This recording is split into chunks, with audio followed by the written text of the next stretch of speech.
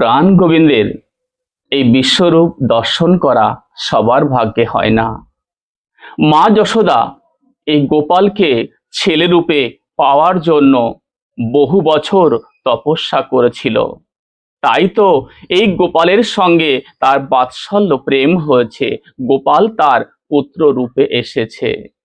আর সে গোপালের মুখের গহ্বরে বিশ্বরূপ দর্শন করছে। ভগবানের অনন্ত কোটি লীলা, অনন্ত কোটি নাম, তার অনন্ত কিছু সে গোপালের মুখ গহ্বরে দর্শন করছে। কিন্তু মা দর্শন করেও সেটা বুঝতে পারছে না যে এটা কি। কারণ যোগমায়ার কৃপায় যে মায়া মা যশোদার উপরে ছিল, সে মায়ার জন্যই মা কি হচ্ছে সে বুঝতে পারছে না। কিন্তু মা জ্ঞানত অজ্ঞানত বিশ্বরূপ দর্শন করছিল।